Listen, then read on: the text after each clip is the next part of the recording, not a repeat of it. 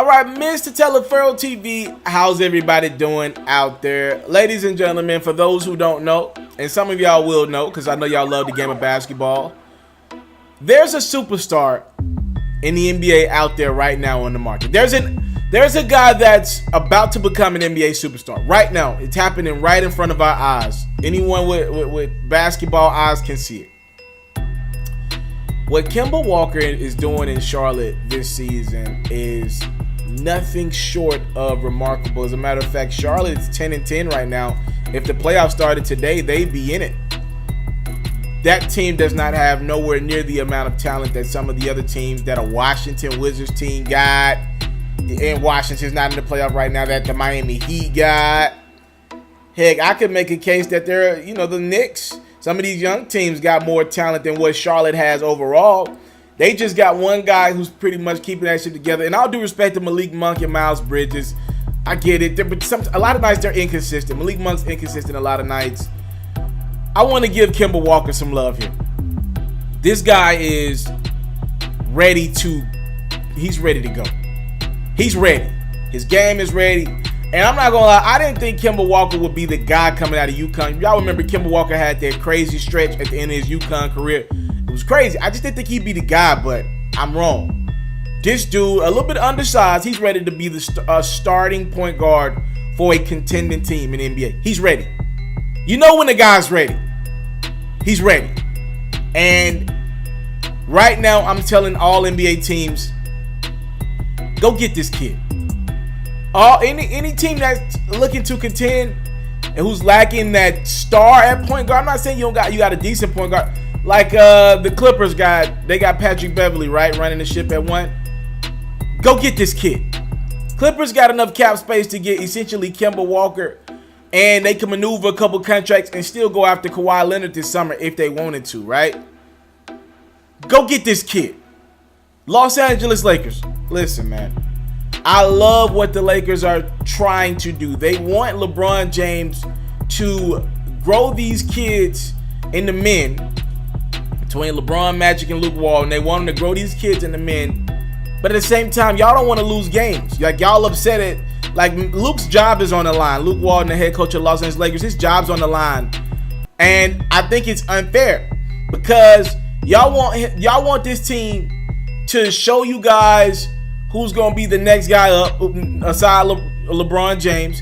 But at the same time, y'all don't want to lose basketball games in the process. The biggest teaching tool in life is learning from L's and bad learned behavior, undoing bad behavior. You got to go through some ish in life, How in the heck are these young Lakers going to go through some ish when it's 3 minutes to go in the ball game, LeBron got that ball in his hand. Brandon Ingram can't be the guy that he wants to be the point forward of that team. Lonzo Ball can't be the point guard of that team. Kyle Kuzma can't go command the basketball at the top of the... No, it's not happening.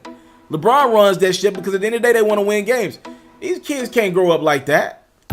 Josh Hart and all these young, talented... These kids can't grow up like that. It doesn't make sense. You're trying to do two totally different goals right now. Part of the Lakers organization wants to let these young guys figure it out and lose games in the process. The other part wants to compete with Golden State this year. What? That doesn't make any sense at all. So I look at it like Lakers, if it's going to take Lonzo Ball to go get Kemba Walker, if you can finagle, because Charlotte's in a no-win situation in my opinion too. I love Charlotte. I go to Charlotte once every year for events in February for CIAA. I love Charlotte. They're in a awkward position too. I just told y'all they're like number 7, number 8 in the Eastern Conference playoff pictures.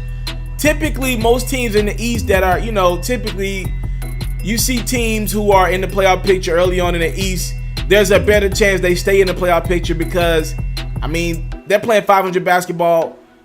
The Eastern Conference, usually guys don't get traded over to the Eastern Conference after the deadline. They're bottom feeders in the East. They're going to lose games like Brooklyn, Chicago, Atlanta. You got 4 games against those teams most likely. If you're in the playoff picture right now, there's a good chance you can stay in it. Now, in the Western Conference, there are like 12 teams that can end up competing for playoff spots right now. In the East, though, you pretty much... Charlotte's going to probably be around the 7 to 8 seed in the East. That's where they're at right now. That does them no good. There's a very awkward spot to be at in the NBA, man. Here's where you don't want to be. Middle of the pack. You do not want to be a 7 or 8 seed or just out of the playoffs in the NBA. Why? Okay, so if the Charlotte Hornets, they finish 7 or 8, the East is top heavy this year. Okay, so you got Boston or Toronto in the first round, assuming Boston turns it around.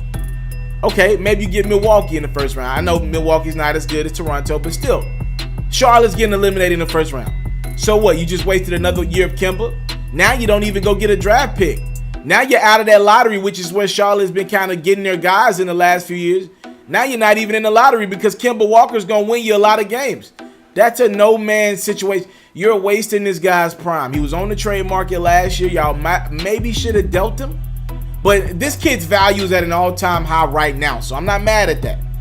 Trade this kid. Trade this kid. Charlotte hasn't shown me yet that they're willing to pay top dollar to win basketball games. I just think them, like a lot of other teams, are just happy to be in the conversation. Just happy to be decent to relevant, all right? It's a few teams in the league like that.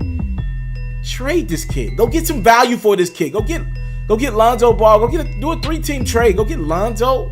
Go get some talent, some requisite talent. Go get something. Go get Tobias Harris and Avery Bradley or Lou Williams. Go get some talent, man. Go get some guys in the NBA that play hard every night. You gotta flip Kemba Walker. Because what's gonna happen is they're gonna constantly, that team ain't going nowhere. They're gonna be around 7 or 8 every year. All due respect to Charlotte, they're not gonna be able to compete with Philly, Boston, Toronto. Any of these. If Toronto keeps Kawhi, you might as well dead it for the next 3 or 4 years.